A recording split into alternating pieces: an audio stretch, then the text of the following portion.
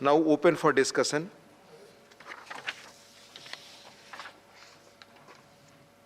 Dr. Abhishek Manu Singhvi, not present.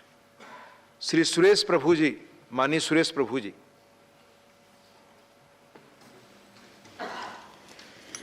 Sir धन्यवाद। Sir हमारे देश के सामने जो बहुत सारी चुनौतियां हैं, इसमें से एक अहम चुनौती यह है कि किस तरह से कम समय में देश की जो ऐसी आबादी है जो दुर्भाग्य से आज गरीबी के कारण सही जीवन जीने में असफल रहते हैं,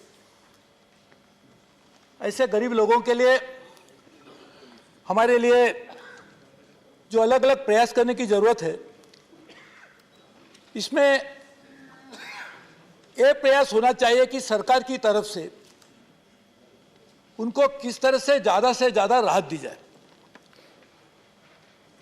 सरकार किस तरह से अपने तिजोरी से गरीबों के तरफ सरकार की अनेक परियोजनाओं का धन किस तरह से उनके तरफ मोड़ा जाए, ये करने के लिए एक सबसे बड़ी जो आवश्यकता यह है कि देश का टैक्स टू जीडीपी रेशियो बढ़ना चाहिए।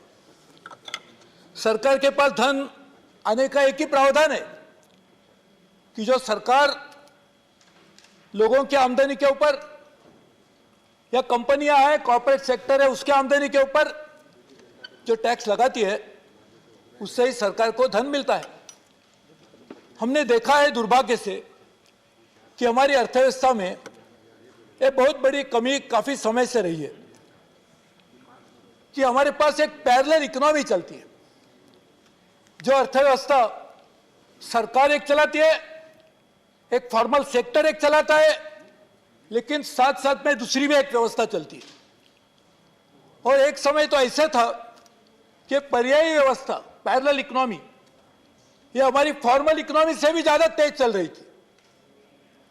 कुछ समय पहले, काफी समय पहले, पुरानी बात है, एक भूतलिंगम कमेटी अपॉइंट की गई थी।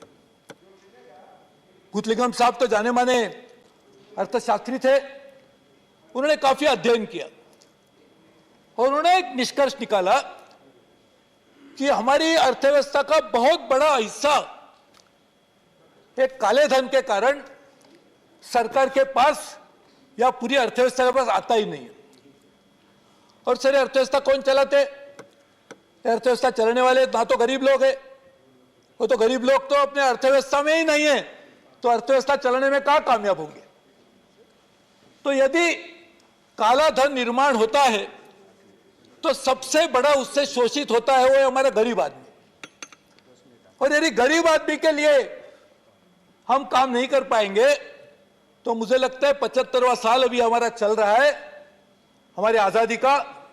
तो आजादी मिली थी, जिन्होंने अपनी जान कुर्बान कर दी, इन्होंने इसलिए की थी कि देश का सबसे बड़ा शोषित, सबसे कम से कम आमदनी पाने वाला आदमी है, उसके जीवन में कुछ अच्छे दिन आने चाहिए। इसलिए मोदी जी भी एक सरकार चलाने के लिए वही विचारधारा से, इसी सूत्र से लेके काम कर रहे हैं। सर इसी सदन ने, हमारे पार्लियामेंट ने prevention of money laundering act को पास किया। सर पूरे विश्व में एक बहुत बड़ी समस्या सिर्फ हमारे देश से सीमित नहीं है, पूरे देश में एक बहुत बड़ी समस्या आज सब लोग उसका सामना करें कि अलग अलग तरीके से कालाधन बनाए जाते। सर जो ड्रग्स में डीलिंग करते वो तो ऐसे अपना कानून अपने मकान के सामने, दुकान के सामने बोर्ड तो नहीं लगाएंगे कि हम ड्रग्स में डील कर रहे हैं। जो व्यवसाय से प्रोस्टिट्यूशन करते हैं वो भी नहीं कहेंगे, कुछ देशों में प्रोस्टिट्यूशन लीगलाइज है, लेकिन जहां नहीं है वो तो नहीं कहेंगे कि हम प्रोस्टिट्यूशन करें। गैम्बलिंग जहां पे लीगल नहीं है, हमारे देश में नहीं है, वहां भी बोर्ड तो नहीं लगेगा कि हम गैम्बलिंग करें। तो इससे जो धन मिलता है उसको अर्थव्यवस्था में लाने के लिए ये लोग अलग अलग तकरीबें निकालते हैं। उसको लेयरिंग भी कहा जाता है, इसको अलग अलग तरीके से उसका कलर बदला जाता है, ब्लैक को व्हाइट किया जाता है। वैसे तो डाई ही लगता है, मेरे भी काले बनाने के लिए मैं डाई लगाता हूं, लेकिन वो लोग अलग से डाय लगाते हैं। वो डाय लगाएंगे तो ठीक है, लेकिन उसके कारण कुछ लोग, सही मायने में डाय का मतलब अंग्रेजी में मरण हो गए तो मर भी जाते हैं गरीब लोग। तो इसलिए अर्थव्यवस्था को काबू में लाने के लिए हमें सही मायने में कानून की जरूरत थी, और इसलिए प्रिवेंशन ऑफ पीएमएलए कानून पास किया गया। कानून तो पास हम करते हैं, we are the law makers, legislators, लेकिन कानून को इंप्लीमेंट कौन करता है? इंप्लीमेंट करने के कोई अर्थव्यवस्था होनी चाहिए। तो इसलिए हमारे संविधान में भी 3 अलग अलग प्राविधान है, लेजिस्लेचर है, एग्जीक्यूटिव है, जुडिशरी है। तो एग्जीक्यूटिव का काम करने के लिए पीएमएलए के अंदर एनफोर्समेंट डायरेक्टरेट का निर्माण किया गया, ईडी। वैसे तो ईडी का नाम पहले कोई जानते नहीं थे, अभी ईडी कोई भी सीडी यूज करके आती है तो लोग ईडी से भी डरना शुरू हो गए। तो ईडी का जो निर्माण होता है वो ईडी कानून को सही माने में इंप्लीमेंट करेगा। तो आज जो हमारे मित्र जितेंद्र सिंह जी ने जो एक संशोधन करने के लिए जो बिल हमारे सामने रखा है, इसमें यह प्रावधान है कि कम से कम ईडी का टेन्योर, यानी कम से कम नहीं, यदि चाहे तो by recording the reason for which such an extension is being given, 5 साल तक उसका कार्यकाल बढ़ाया जाए। सर 5 साल होना चाहिए कि 3 साल होना चाहिए कि 7 साल होना चाहिए, उसके ऊपर बहस हो सकती है। क्योंकि हम भी जानते हैं कि वैसे हमारी जब कॉन्स्टिट्यूएंट असेंबली बैठी थी उस समय भी यह चर्चा चल रही थी कि कितने साल पार्लियामेंट का टेन्योर होना चाहिए।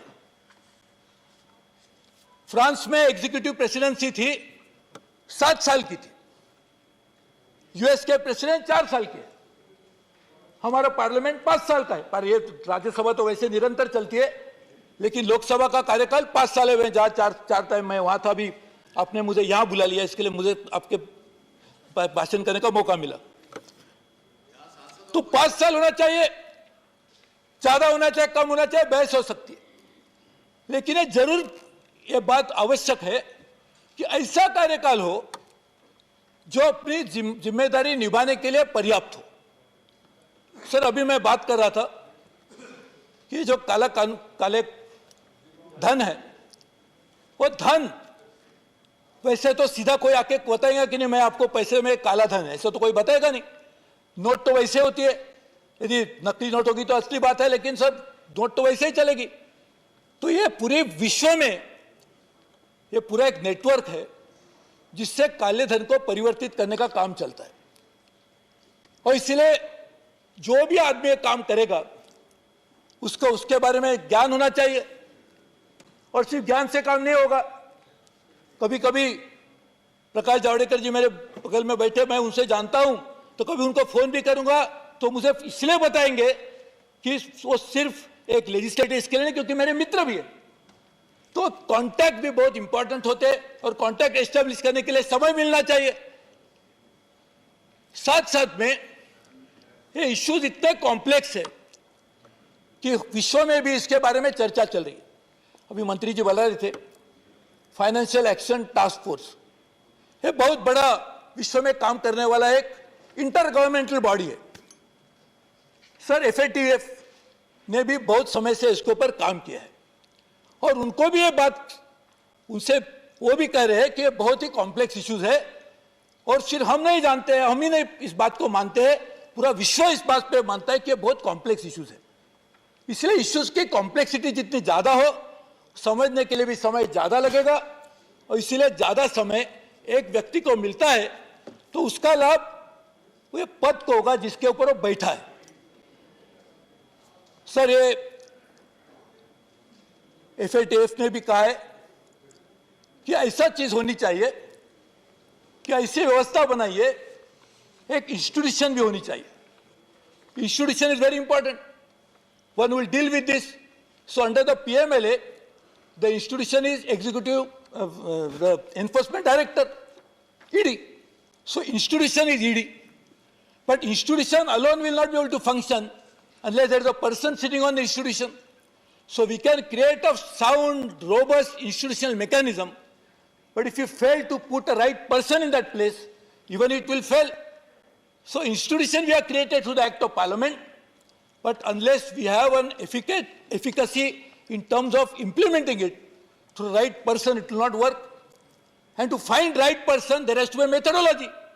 So in 2003, in the collective wisdom, under the CVC Act, we have created a mechanism as to how do we select a person for this post. I think Honorable Minister will bear me out. There is no change in the methodology in which the person will be selected. So the outcome of the process of selection of the person will happen anyway. So there is no change in that. So the person, I can understand. If he was bringing an amendment saying that he is changing the methodology in such a way that his friend can become the ED, I would have said I am also opposing the bill. But he is saying that a process is not laid down by this government, but by the earlier government in 2003, and the same process is going to be followed to select the ED director. Only thing we are saying is, not I am saying, the government is saying, is that the tenure of the person could be for a maximum period of 5 years. Not more than 5 years maximum, right? That's the end. And in that, also the reason for selection will be properly recorded in the public interest if it is there. Sir, I don't see any reason why such a clause should be opposed. If there is something wrong in the methodology, then we should oppose it in 2003. We should have said, why are you making such a methodology for making selection of a ED? I can understand. But if we agreed then, I don't see any reason why we should oppose it now. और जैसे मैंने शुरू में कहा कि sir आज यदि हमारी अर्थव्यवस्था से पूरी तरह से कालाधन का निर्मूलन करने में हम सफल रहते हैं, तो सर आप देखेंगे हमारे पास हमारा देश गरीब नहीं है, हमारे पास सब रिसोर्सेज है, लेकिन उसका इस्तेमाल करने वाले लोग यदि अपना दायित्व पूरा नहीं करते, अपने टैक्सेस नहीं देते, तो हमारा देश गरीब रहेगा। तो यदि ईडी की व्यवस्था के कारण यदि हम कालेधन निर्मूलन करने में सफल रहते हैं, तो आप देखेंगे आने वाले दिनों में हमें जरूर गरीबों के जीवन में भी परिवर्तन लाने में हम सफल रहेंगे, क्योंकि सरकार के पास धन होगा जो हम दे सकते हैं। सर आज 85 करोड़ लोगों को कुछ समय से मोदी जी ने गरीब लोगों को मुफ्त अन्नदान देने का एक कार्यक्रम चला रखा है, क्योंकि जब कोविड आया हमारा पार्लियामेंट भी नहीं चल पाया, उस समय से चल रहा है। यदि हमारे पास पैसे ही नहीं होते तो हम कहाँ से उनको दे पाते? और पैसे आने की क्षमता कैसे बनती है? जब हमारा टैक्स टू जीडीपी रेशियो बढ़ेगा। यदि जीडीपी सिर्फ बढ़ने से काम नहीं होगा, जीडीपी बढ़ेगा और सरकार के पास कोई पैसा ही नहीं रहेगा, तो ये लोगों को जो 85 करोड़ लोग हैं उनको हम किस तरह से राहत दे पाएंगे? और इसीलिए यह आवश्यक है कि हम हमारी अर्थव्यवस्था में मूलगामी परिवर्तन लाए। उसमें से एक परिवर्तन है कि किस तरह से स्थायी स्वरूप से हमारी अर्थव्यवस्था में ऐसी पर्यायी अर्थव्यवस्था न चले जो पैरेलल इकोनॉमी जिसको हम कहते हैं, और उसका दूर करने के लिए अलग अलग कदम लेने की आवश्यकता है। इसमें से एक अहम कदम यह है कि पैरेलल मनी देश में न रहे, और उसको लाने के लिए पीएमएलए कानून लाया गया,